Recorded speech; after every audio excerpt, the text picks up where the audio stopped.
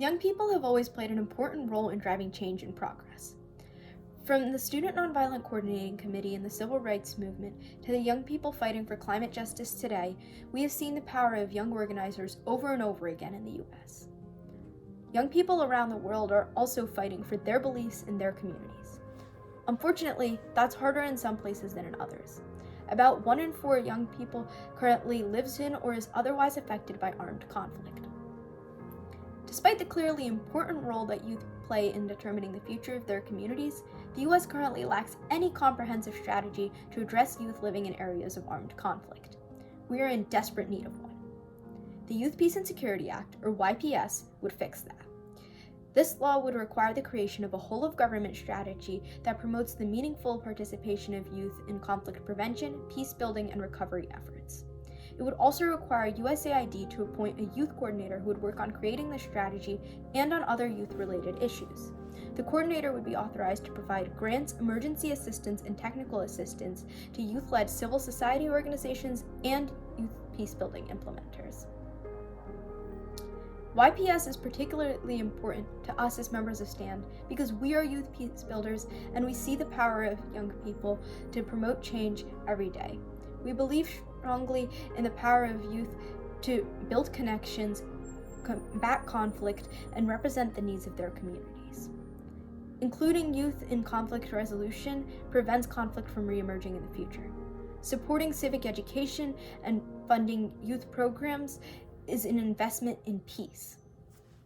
Here are some of the ways that young people are affected by and involved in STAND's priority areas.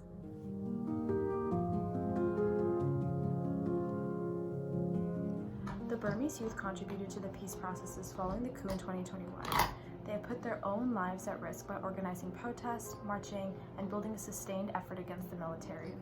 Hundreds of young people have been killed in the protest. Global youth diaspora members have been crucial in mobilizing people to push for international action that protects the people of Burma and establishes a democratic process where all voices can be heard.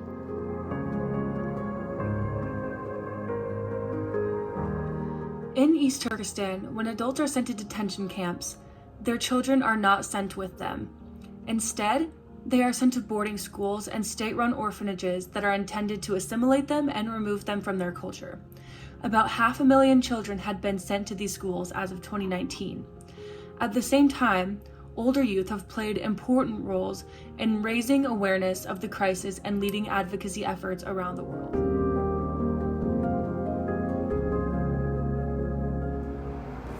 Youth are the leading advocacy efforts across a variety of issues in the U.S.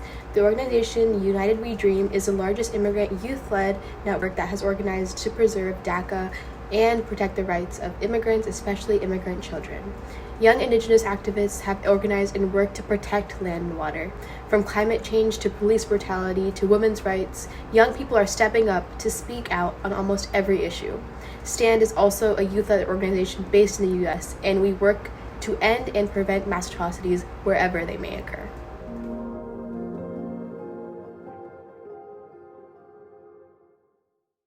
Youth activism has had a long history in Yemen. Youth played an especially important role in the political transitions that came during the Arab Spring. Today, young people are organizing both humanitarian and development efforts to help people avoid danger as much as they can, promote local businesses, and help connect people with resources they need. This is especially important because COVID-19 has exacerbated the humanitarian crisis in Yemen.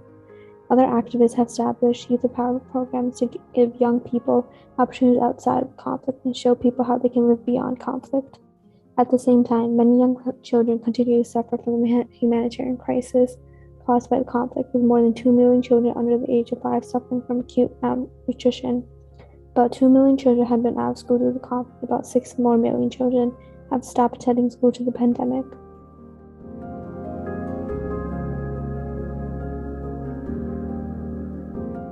The Youth, Peace, and Security Act is crucial to formally recognize the role of youth and provide more support than has been seen in the past. If you want to get involved in advocacy for this bill, please follow along on our social media at StandNow, check out our website, www.standnow.org, or reach out to us directly via DM or through our email, info@standnow.org. We would love to work with you.